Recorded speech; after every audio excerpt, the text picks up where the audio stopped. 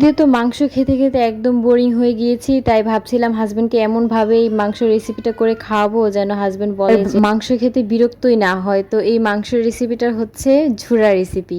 চলেন শুরু করা যাক কিভাবে আমি এটা করলাম। আসসালামু আলাইকুম সবাইকে, সবাই কেমন আছেন? আশা করি আল্লাহর রহমতে সবাই ভালো আছেন। আলহামদুলিল্লাহ আমিও ভালো আছি।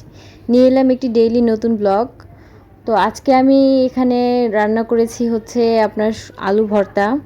দুপুরে আলু ভর্তা করেছিলাম, সাথে ডাল ছিল। তো সেই ভিডিওটা আমার নেওয়া হয়নি। তো যাই হোক, তারপর আমি রাতে এখানে আমি ভাবছিলাম ঝুরা রেসিপিটা করব গরুর মাংস দিয়ে। তো ঝুরা রেসিপিটার সাথে এটা আমি আমার শাশুড়ির কাছ থেকে শিখেছি। যদিও হাজব্যান্ড খেয়ে তো এটা প্রশংসা করছে। আমার হাজব্যান্ড সবসময় আমার প্রশংসা করে, ঠিক আছে, আমার রান্না। আমি যেহেতু আমার অল্প বয়সে বিয়ে হয়েছে, আমার রান্নাবাড়া আমি তেমন একটা পারি না। তো আমি যতটুকুই পারি সে আমাকে প্রশংসা করে। আর আলহামদুলিল্লাহ অনেক ভালো হয়। আমি প্রথম প্রথম এত ভালো রান্না করতে পারতাম না, এখন আলহামদুলিল্লাহ ভালো হয়।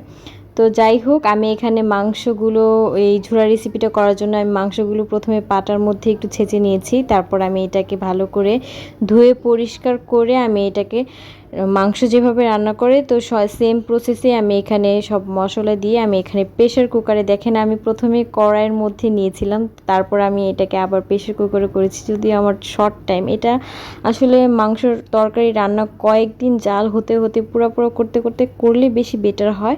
তো আমার যেহেতু ঝটপট এই রেসিপিটা করব, যার জন্য আমি এখানে প্রেশার কুকারটাই ভাবছিলাম। আর কোরবানির মাংস তো এত সিদ্ধ করা লাগে না, আর এখানে প্রেশার কুকারের প্রয়োজন হয় না। অনেকে বলবেন হ্যাঁ, কোরবানির মাংস তো এমনিতেই সিদ্ধ হয়ে যায়, তাড়াতাড়ি রান্না হয়ে যায়। তো তারপর আমার এটা যেহেতু ঝটপট রান্না করব, যার জন্য আমি ভাবছিলাম যে এখানে প্রেশার কুকারে বসিয়ে দিই, তাড়াতাড়ি হয়ে যাবে। তো তারপর আমি এটাকে ভালো করে রান্না হওয়ার পর ঠান্ডা করার জন্য আমি এখানে রেখে দিয়েছি। তারপর আমি ভাবছিলাম এখানে কুচি করে কয়েকটা আলু দিই, যেহেতু আমার হাজব্যান্ডের খুব আলু ফেভারিট, সব জিনিসের মধ্যে খুব আলুটাই উনি পছন্দ করে। তো আমি ভাবছিলাম এখানে আলু কুচি করে দিই, যেহেতু মাংসের মধ্যে তো আমরা আলু দিয়েই থাকি, তো কেননা আমি এখানে কুচি করে আলু বলে দিয়েছি।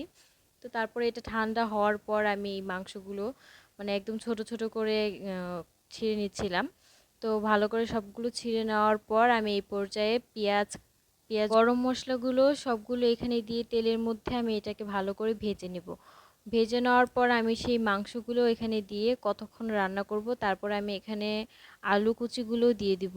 এটা খুব সহজে আপনারা রান্না করতে পারেন, আর খেতে কিন্তু খুবই টেস্ট। আমি আপনাদেরকে খেয়ে দেখাবো আর বলবো কেমন হয়েছে। আমার হাজব্যান্ডও বলেছে এটা ইনস্ট্যান্ট রান্না করা থেকে আমার মনে হয় তরকারিটা অনেক দিন রান্না হওয়ার পর জালে জালে যখন করা হয় তখন আরো বেশি ইজি হয়ে যায়। আমার এটা যেহেতু আমি মানে এখনই করতে যাচ্ছিলাম, মানে খুব তাড়াতাড়ি, তার জন্য আমি এটাকে এইভাবে করে নিচ্ছিলাম। তো এটাও আরেক ধরনের টেস্ট, আপনারা রান্না করে খেয়ে দেখতে পারেন। আমার কাছে তো খুবই ভালো লেগেছে। আমি তো সবসময় আমার মা, বোন, শাশুড়ির কাছ থেকে খেয়েছি, এই প্রথমবার আমিও বানিয়ে আমার হাজবেন্ডকে খাওয়ালাম। আলহামদুলিল্লাহ খুবই টেস্ট হয়েছে।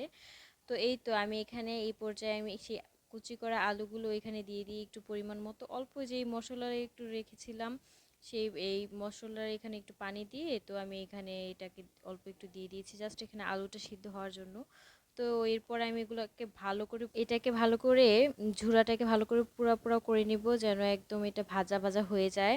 এটা যেন একদম মানে নরম নরম না হয়, একদম ভাজা ভাজা হয়ে যায়, তো খেতেও টেস্ট হয়। এটা আপনারা চাইলে রুটি দিয়েও খেতে পারেন, গরম ভাত দিয়েও খেতে পারেন। আমার কিন্তু মাংস রান্না করাটা তেমন একটা আমার কাছে মনে হয়নি যে ভেজাল, আমার কাছে খুবই ভালো লেগেছে। ইনস্ট্যান্ট করে এভাবে হাজব্যান্ডকে খাওয়ালে মন্দে কিসের বলেন।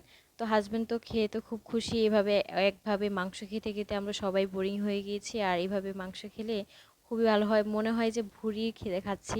তো আরেকদিন আপনাদেরকে ভুড়ি রান্না করে দেখাবো। আলহামদুলিল্লাহ রান্নাটা খুবই টেস্ট হয়েছে। আমি আমার হাজব্যান্ডকেও খাইয়ে দিচ্ছিলাম আর আমি নিজেও খাচ্ছিলাম। তো আজকের ভিডিওটা এই পর্যন্ত। সবাই ভালো থাকবেন, সবাইকে আল্লাহ হাফিজ।